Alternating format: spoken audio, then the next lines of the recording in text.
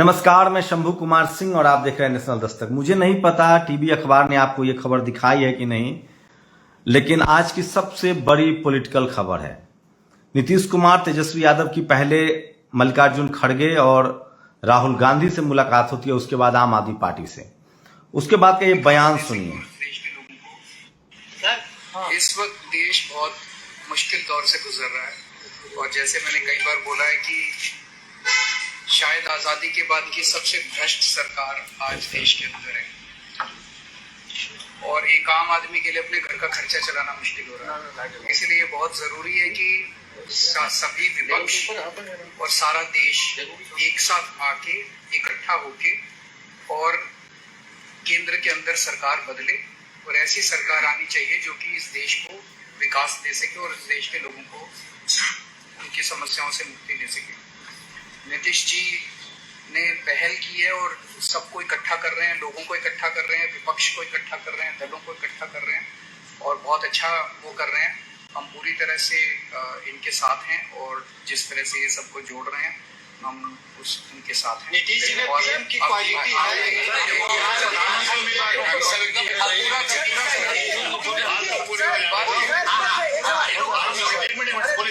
अभी आप लोगों के में ढेर सारे प्रश्न होंगे, उन प्रश्नों के जवाब एक शाम की मुलाकात में नहीं दिए जा सकते। जैसे जैसे हम लोग रास्ते में चलेंगे वैसे वैसे आपके प्रश्नों के जवाब भी देंगे। एक बार फिर से सुनिए। इस वक्त देश बहुत मुश्किल दौर से गुजर रहा है और जैसे मैंने कई बार बोला है कि शायद आजादी के बाद की सबसे भ्रष्ट सरकार आज देश के अंदर है और एक आम आदमी के लिए अपने घर का खर्चा चलाना मुश्किल हो रहा है। इसलिए बहुत जरूरी है कि उससे पहले वो वीडियो दिखाता हूं जिसमें नीतीश कुमार ने जो कुछ बातें कही है। और सोचिए, विपक्ष की सबसे बड़ी जो लड़ाई है वो मीडिया से है। सवाल है कि क्या वो मीडिया से लड़ पाएंगे, जिसकी संभावना मुझे काफी कम लग रही है।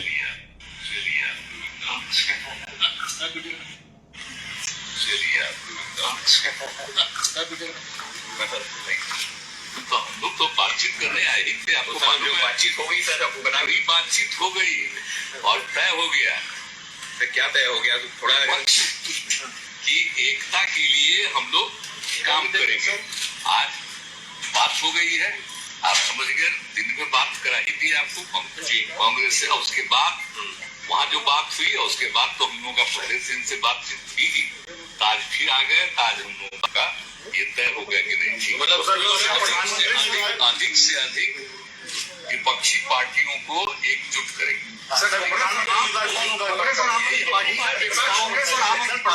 देख लीजिए, बाकी सब पर कोई कमेंट नहीं करना। एक लाइन बता दिया कि हम लोग अभी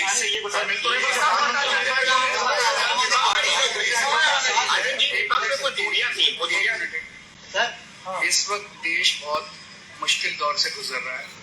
तो सोचिए, विपक्ष की लड़ाई जो है वो मीडिया से है। मीडिया के लिंचिंग से वो बच पाएंगे? सबसे बड़ा सवाल ये है। और इसके लिए खुद विपक्षी नेता भी जिम्मेदार हैं।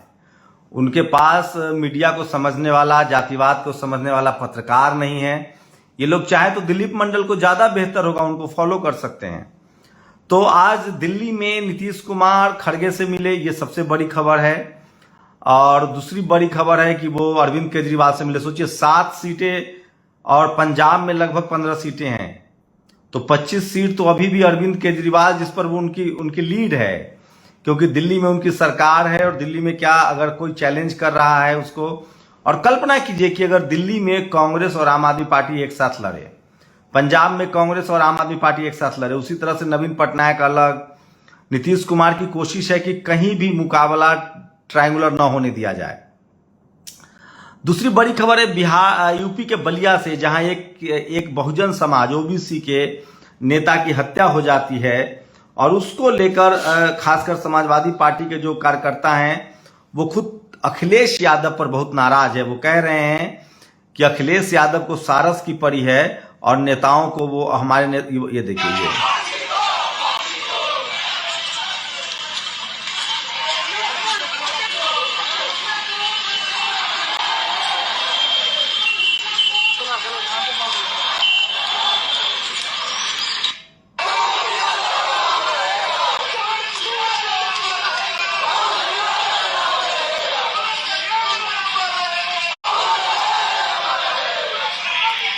तो देखिए ये बलिया में, सोचिए बलिया में हेमंत यादव की हत्या होती है। लगातार मैं कह रहा हूं, आज राजस्थान में एक शेड्यूल कास्ट के शख्स की हत्या हुई है, उसके बाद एक और बताऊंगा। सोचिए इसी तरह से तमाम लोगों को अपने घरों से निकलना पड़ेगा, नहीं तो यकीन मानिए। देखिए बहुत ही दुखद खबर है, अयोध्या में एससी टीचर एवं समाज सेवी दुष्यंत कोरी की धारदार हथियार से हत्या कर दी गई है। तो लगातार एससी एसटी ओबीसी के लोगों की हत्याएं हो रही है, चाहे उनके सामाजिक आंदोलनकारी हों, चाहे उनके पत्रकार हों, चाहे उनके युवा नेता हों, तो इनकी हत्या हो रही है। और इसका नतीजा भी है कि वो समाज एकजुट भी हो रहा है। बहुत ज्यादा दबाव है, बहुत ज्यादा विपरीत परिस्थितियां हैं, और इन सब से बात करके आप इस देश में Jat, Gurjar, Patel, Maratha, SC ST OBC 95% लोगों के दरकिनार करके, उनके हक अधिकार छीन करके, उनकी हत्याएं करके आप नहीं बच सकते हैं। एक डेमोक्रेटिक कंट्री है, वो लोग डेमोक्रेसी के साथ हैं, संवैधानिक प्रक्रियाओं का सम्मान करते हैं, कानून ऑर्डर का सम्मान करते हैं। इस देश को बनाना रिपब्लिक मत बनाइए। तो लगातार एससी एसटी ओबीसी की लोगों की हत्याएं हो रही है, और सोचिए कि जातिवाद की जड़ें कितनी गहरी है। ये तस्वीर देखिए, ये इनका नाम है ऋचा पटेल, ये ओबीसी महासभा की प्रदेश अध्यक्ष हैं। मैं कभी इनसे मिला नहीं हूं, इनको जानता नहीं हूं, लेकिन आज सोशल मीडिया पर देखिएगा तो ऋचा पटेल लगातार ट्रेंड कर रही हैं, देश भर से लोग उनको बधाई दे रहे हैं। तो सोचिए एससी एसटी ओबीसी के जो लोग हैं वो लगातार सक्रिय हैं, और महिलाओं की सक्रियता बढ़ रही है, और नतीजा साफ है कि वो इस देश के, सोचिए एक दौर था जब एससी एसटी ओबीसी के लोग राजनीति में नहीं आ रहे थे, अब हर घर में सामाजिक आंदोलन चल रहा है, महिलाओं की भागीदारी बढ़ रही है। और ऐसे तमाम ऋचा पटेल इस देश में जो हैं वो सोशल जस्टिस, फूले पेरियार, अंबेडकर के विचारों को आगे बढ़ा रही हैं। कमी जो है वो पॉलिटिकल लीडरशिप में है। पॉलिटिकल लीडरशिप अभी भी समझ नहीं पाया है कि धर्म की राजनीति से उनका भला नहीं होगा, उनकी सरकारें भी नहीं बनेंगी। वहीं विकास उनका मुद्दा होता है, लेकिन वो गाय, गोबर, गौमूत्र और जो धार्मिक रिलीजियस टेम्परामेंट है उसके खिलाफ काम नहीं करते हैं, उस पर काम नहीं करते जो माननीय कांसीराम साहब कर रहे थे, जो बामसेफ कर रहा है, जो ओबीसी महासभा कर रहा है। तो जब तक एससी एसटी ओबीसी के लोगों को आप वैकल्पिक माध्यम नहीं देंगे, धर्म की राजनीति जब तक होती रहेगी, एससी एसटी ओबीसी का अधिकार छिनता जा रहेगा। और सोचिए तो मध्य प्रदेश में तो और अद्भुत तस्वीरें सामने आ रही है। ये देखिए एक और तस्वीर दिखा रहा हूं। हम बहुजन समाज के लोग, हम संविधान की शपथ लेते हैं। जो संविधान विरोधी होगा, जो जातिवादी होगा, जो आरक्षण विरोधी होगा, हम उसको वोट नहीं करेंगे। हम बाबा साहब के विचारों के व्यक्ति हैं, इसलिए हम भारत को मानेंगे, ना हिंदुस्तान को, न दुनिया की बातें नहीं करेंगे। हम इस देश को सिर्फ और सिर्फ भारत मान के चलेंगे। भारत मानेंगे। जय भीम, जय भारत।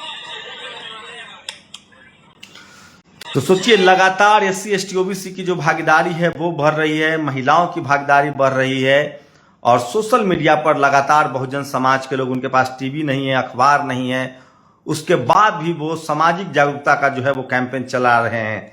मैं फिर कह रहा हूं, अप्रैल का महीना है, 11 अप्रैल फूले साहब की जयंती थी, 14 अप्रैल बाबा साहब की जयंती है।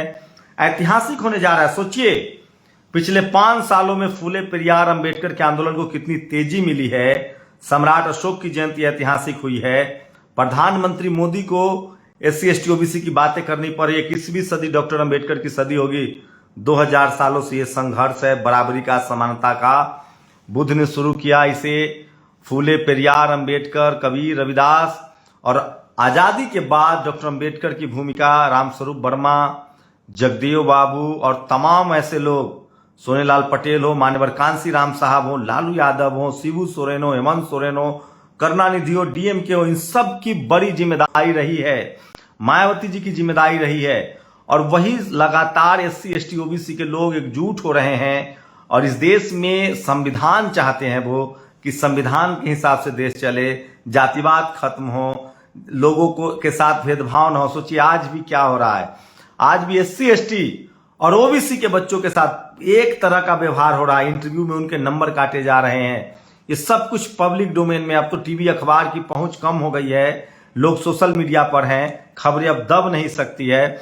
और सोचिए 70 साल से पहले इन्होंने क्या क्या किया होगा, पिछले 65-70 साल में इन्होंने क्या क्या किया होगा। जब से 5 साल में सोशल मीडिया आया है, इन सब की बेईमानी, इन सब का पाप सामने आ रहा है। इन सब सोचिए, ये लोग देशद्रोही हैं, संविधान विरोधी हैं। इस देश के SC ST OBC किसानों के, जाट गुर्जर पटेल मराठाओं के बच्चे को लाचार बेबस रख रहे हैं। ये आपको मीडिया में नहीं जाने दे रहे हैं, जुडिशियरी में जाने नहीं दे रहे हैं, ब्यूरोक्रेसी में जाने नहीं दे रहे हैं, बिजनेस में नहीं जाने दे रहे हैं, ये आपको फिल्म खेल में नहीं जाने दे रहे हैं। और ये सब कुछ जातिवाद की वजह से हो रहा है। इसलिए जरूरत है कि संविधान मजबूत हो।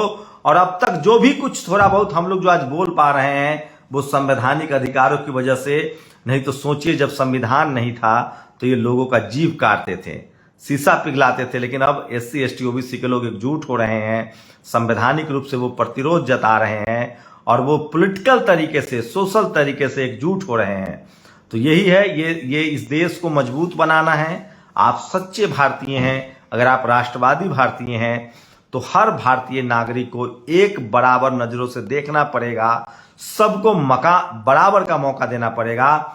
और इसमें जो सबसे बड़ी बाधा है, इस देश को जो जातियों में बांट रहे हैं, जो धर्मों में बांट रहे हैं, जो धर्म के नाम पर राजनीति कर रहे हैं, चाहे वो कोई भी शख्स हो, जो इस देश को जाति के नाम पर बांट रहा है, धर्म के नाम पर बांट रहा है, जो संवैधानिक अधिकारों का उल्लंघन कर रहा है, जो इस देश के संवैधानिक प्रावधान हैं, चाहे वो आरक्षण का प्रावधान हो, चाहे किसी भी तरह का प्रावधान हो, जो उसका उल्लंघन कर रहा है, असल में वो जातिवादी है, मनुवादी है और उनसे सावधान रहने की जरूरत है।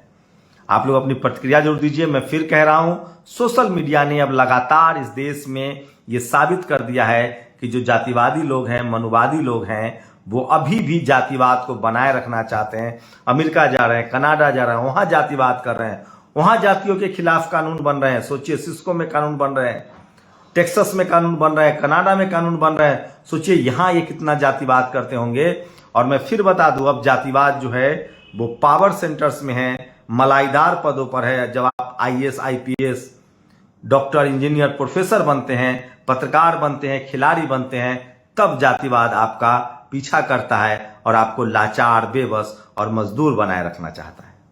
आप लोग अपनी प्रतिक्रिया जरूर दीजिए। और मैं फिर कह रहा हूं, इस देश के SC ST OBC, किसान, जाट गुर्जर पटेल मराठा, ये सब लोग जो हैं, वो लोग सोचे कि वो सुप्रीम कोर्ट में क्यों नहीं है, हाई कोर्ट में क्यों नहीं है, बिजनेस में क्यों नहीं है।